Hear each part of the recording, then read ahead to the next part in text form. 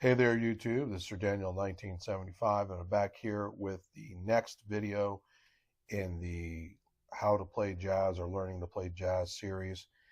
And we're at the stage of learning the minor blues scales in the key of B flat. Okay. And actually F and G. So, anyway, if you look over to the right of the screen here, I have the scales written out. We also have, again, the Dorian mode, okay? And did I say F and G? I was thinking in the terms of trumpet before. So in the terms, keys in the minor blues in B flat, E flat, and F, and then, of course, the C minor 7 Dorian mode, okay? So please look over this real good here. And as you can see, we've got the, it's a different scale than what we've been using. And there's some more accidentals starting to creep in. And that's the change with with the minor blues. So it starts off with the root of the scale or the key, and then it goes to a minor third interval, okay?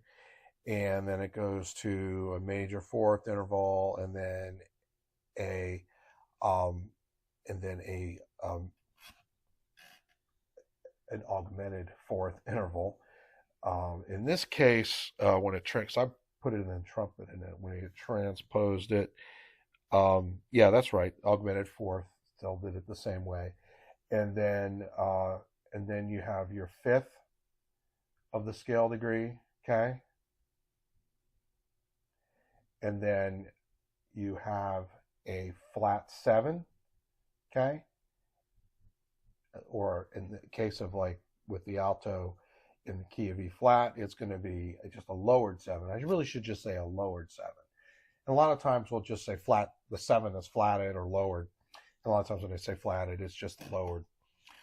So that's how that is for C7. So it'll be, well, for B flat 7. So it'll be B flat, D flat, E natural, F, A flat, and B flat. And here we'll play that so you hear what it sounds like. Okay. Let's play that again.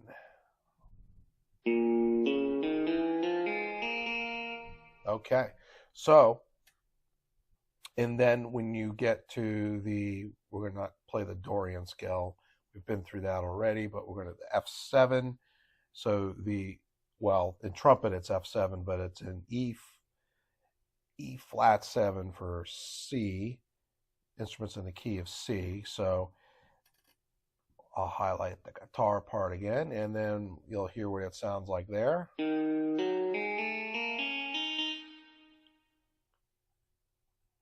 Play it one more time.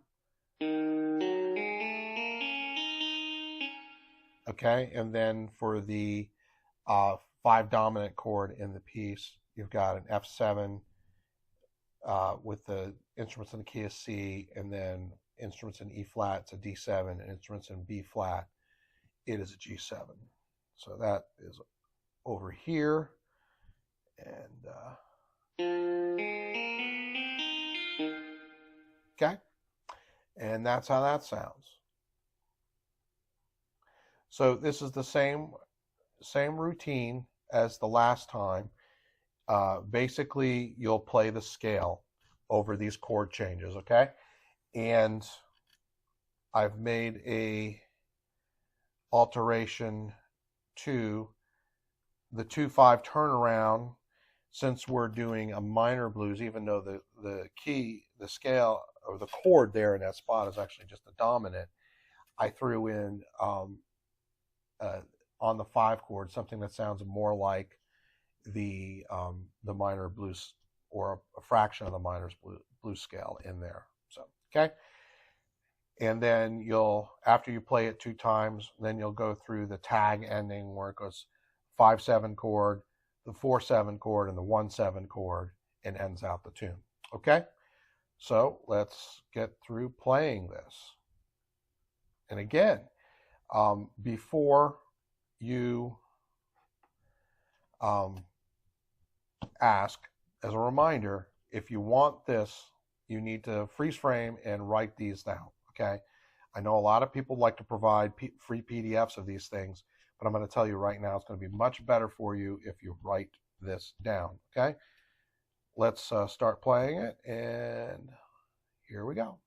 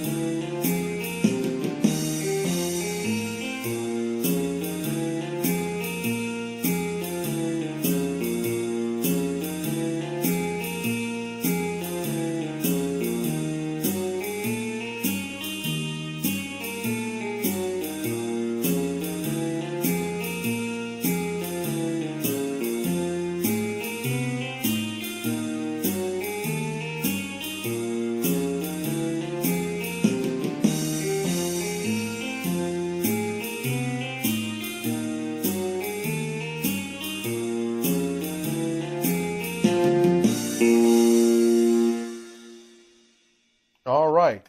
Well, that's that exercise, and I'll in the comments I'll have the cue where you can just go back and practice that section over and over again. So yes, most time when people talk about the blues scales or the blues, they're thinking about the minor blues. So we've now gotten to that point. Additionally, this is just, it's something that you want to learn and you want to get accustomed to it and have it in your toolbox of notes to choose from when you improvise. Now, additionally to this, okay, at a certain point, you won't want to just stick to playing the minor blues, especially only playing minor blues scales. In fact, all of this, I realize I'm showing scales and I'm trying to teach you the scales that go along underneath the chord or go along with specific chord changes. It's not intended that when you improvise that you just play scales. You actually have to create something, okay? Additionally to that, you'll hear the argument about people studying scales for this kind of thing and then using scales in their improvising. A lot of times when you're learning a song or a tune, you might use the scale over the chord change to kind of get accustomed to what notes will fit over it or with those particular chord changes. Additionally to that, in music like really fast bebop jazz, there's going to be times that you just play scales at certain moments because the tune is moving so fast, there's really not much else you can do for most people. So we'll hear even the greats play scales in bebop. So there you go. I hope this video helps you and that you enjoy it. The next video will be on the Mixolydian scale. Then after that will be the composite scale. Okay. Thanks for watching. Catch you on the next video.